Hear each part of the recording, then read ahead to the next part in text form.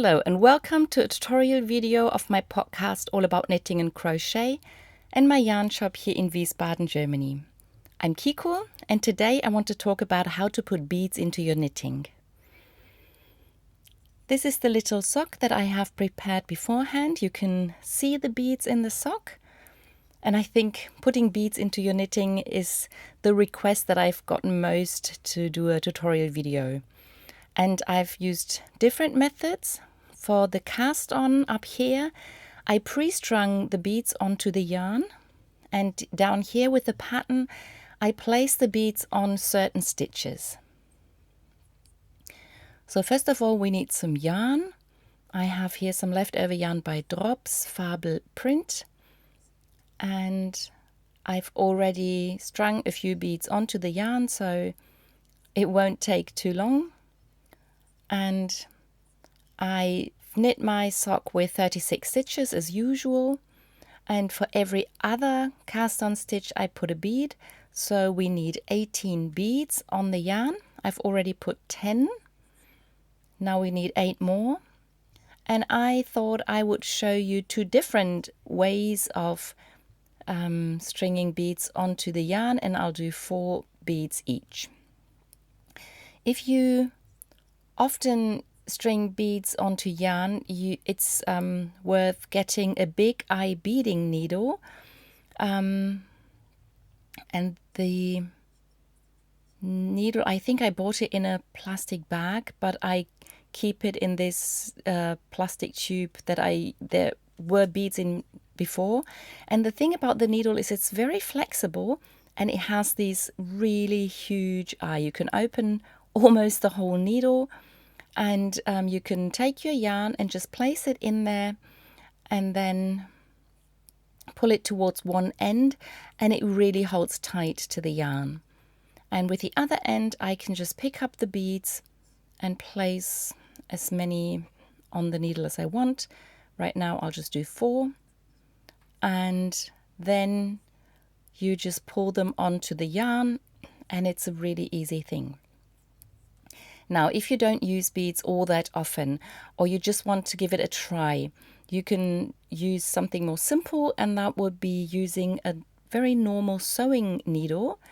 And then you put some sewing thread into the needle, and then you knot the yarn, cut it off, and then you can, if I can open it up, you will have a loop of yarn.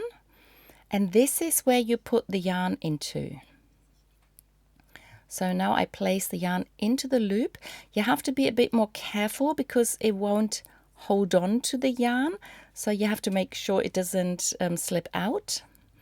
But with the sewing needle, you can just pick up your stitches. And once you get them,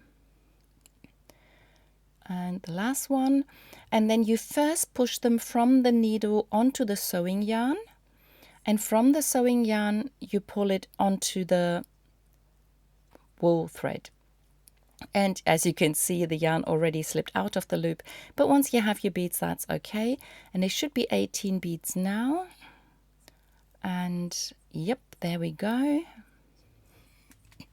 And now I'm going to cast on my 36 stitches, and I'll show you how to place the beads in between the stitches. So I love beads in the cast on or cast off edge because I think it's a really nice edge and it looks nice. So I've started with a slip knot, and that's my first stitch. So now I will pull the first bead next to the stitch.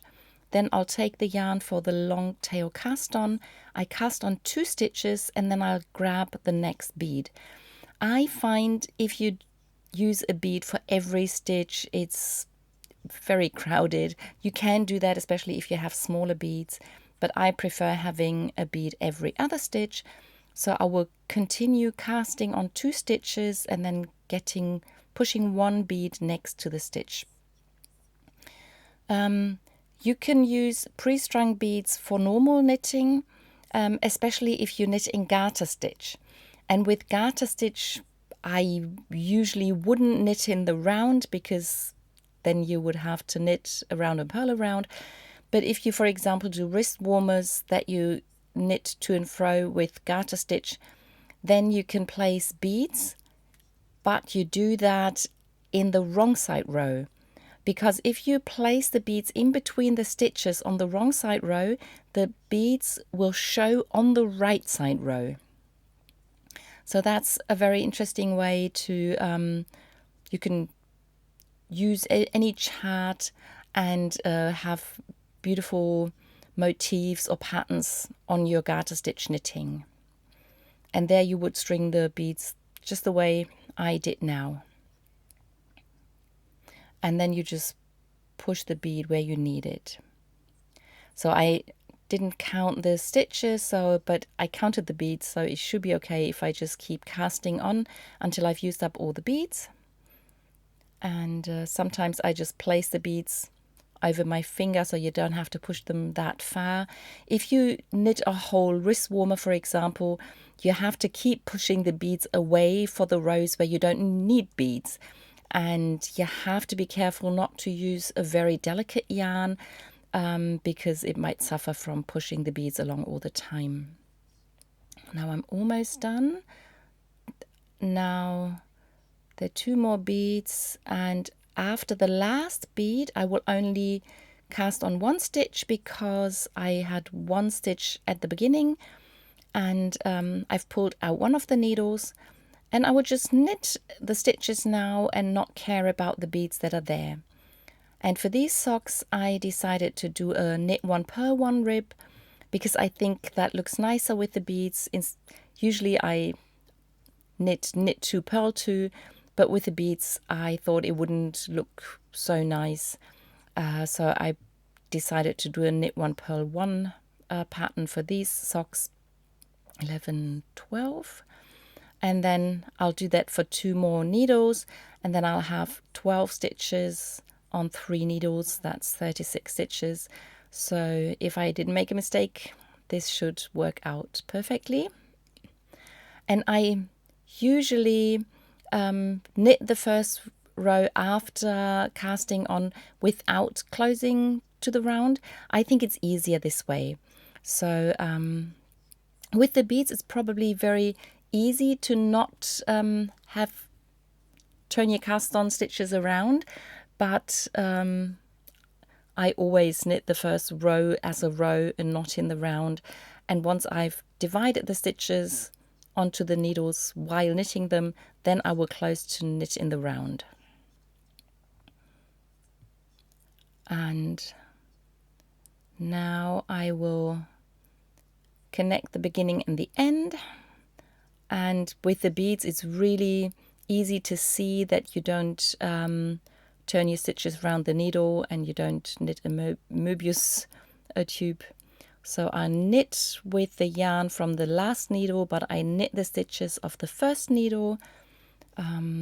So the first stitch is always a bit tighter, and then the gap is closed. And now I can knit the ribbing. I think I knit 6 rounds, and then I did 2 rounds of plain knitting, and I'll do that off camera, and once I've done that I'll come back and show you how to place the beads onto certain stitches. See you in a moment.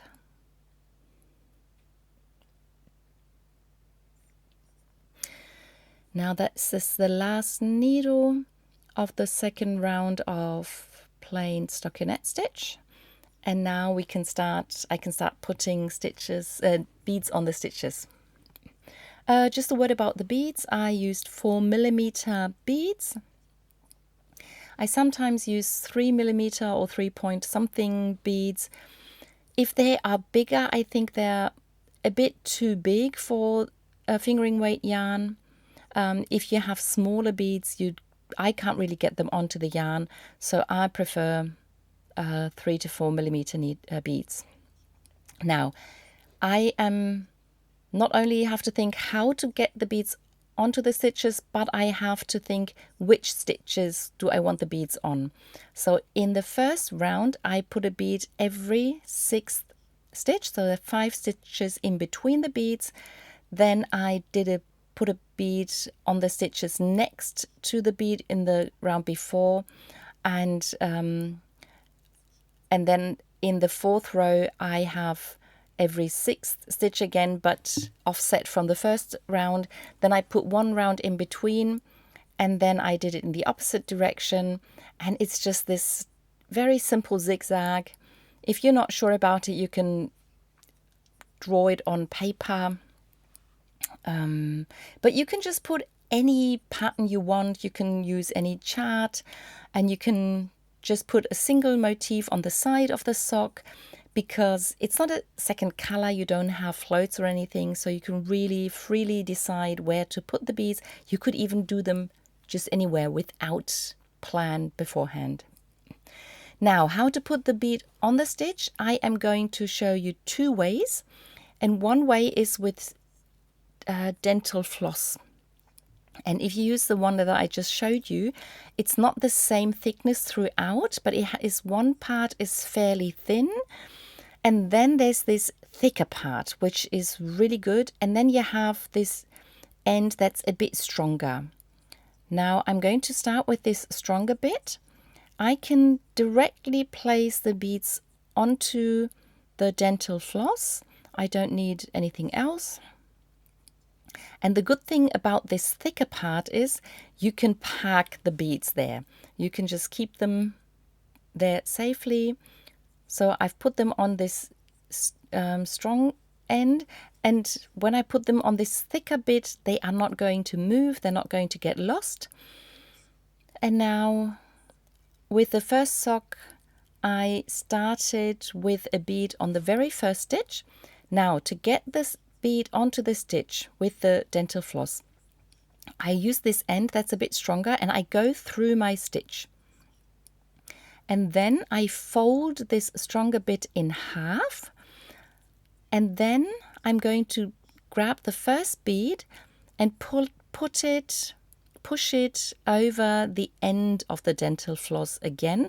So I have two pieces of a dental floss in the bead, and once I have that, I can slip the stitch off the needle. I'll push the bead onto the stitch, put the stitch back on the needle, and then I can let go of the end, pull the dental floss out, and now I have a bead on that stitch. And now I grab my free needle. I can knit this stitch even though there's a bead on it, and there we go. Now I knit 5 stitches because that was the distance that I used, and now the next stitch is going to get another bead. So I grab the dental floss, push it through the stitch. You can push the stitch to the front of the needle if you don't get through. Then fold this stronger bit in half, grab the next bead, push it over the end of the dental floss, and as long as you hold on to both ends of the dental floss, you can't lose the stitch, so that's really good. Push the bead on, put the stitch back onto the needle, pull out the dental floss, and knit your stitch. And then 1, 2, 3, 4, 5 stitches between the beads. So the first stitch of the needle will get a bead again. The other way that I want to show you how to get a bead onto the stitch is a very thin crochet hook. This is a 0.6 millimeter crochet hook. It's very thin. It's easy to get the bead on, but sometimes it's difficult to grab the whole yarn. This is a really old crochet hook, and it doesn't even tell me what size it is. It's really tiny, but it's slightly bigger than the 0.6 millimeter needle. It's still small enough to get the bead onto the needle. And because I'm lazy, I already placed 2 beads onto the crochet hook. And now what I do is I grab the stitch with my crochet hook and pull it off the knitting needle, and then I push the bead from the crochet hook over the stitch. And there you have to be really careful. With very thin crochet hooks, you sometimes only get part of your working yarn, and then maybe you have to start over, or you have to pull on the yarn more to get all the strands of your yarn. So sometimes it's a bit tricky. If you don't knit the whole yarn, it could get ripped. So again, I grab the stitch, pull it off the knitting needle, try to grab the yarn with my tiny hook, pull the bead over the yarn, and then I can pull the stitch a bit longer to see that I have all the strands, and then I can knit the stitch again. Sometimes it's really difficult to get the bead over both the crochet hook and the yarn. It can get really tight. Now with the third needle, I'll show you the dental floss again. I grab the stitch and I can leave the stitch on the needle for now, and only when I'm hold tight to both ends I let the stitch off the needle. It's a bit more secure than the crochet hook method. And there I haven't got all the strands. Now put all the strands on the needle, and then I knit the stitch with the bead, knit my 5 stitches in between, and then another stitch with a bead. And sometimes, yeah, it's a bit difficult to get the dental floss in. Now I've pulled the stitch off the needle because that's what is my habit. Now I put the bead onto the end of the dental floss, push it onto the stitch, and then put the stitch back onto the needle. And now I can knit the stitch, and then I've finished the first round, and I've got this lower point of my zigzag, and now I will put beads next to the stitch with the bead. So I start the round by knitting the stitch with the bead in the round before, and I will put a bead onto the next stitch. Be careful with your double pointed needle if there's only one stitch on it. I like to pull tight on the working yarn so that the needle stays there, or you hold the needle with your other fingers, but it can be a bit tricky with just one stitch on the needle. Now I put a bead again with a crochet hook, and I will knit the stitch with the bead. Then I knit 3 stitches in between because the beads are getting closer to each other. 3, and I put another bead onto the stitch. I knit that one, knit the stitch that got the bead in the round before, and I'll put another bead onto the next stitch, but that depends on whatever pattern you choose for your bead placement. And then I knit this stitch, and then it's again 3 stitches in between, and it means I have to put a bead onto the last stitch of the needle because the first one of the next one, that was the bead in the round before. Okay, now you can see I have a bead next to the bead of the round before, and then I can keep going like that.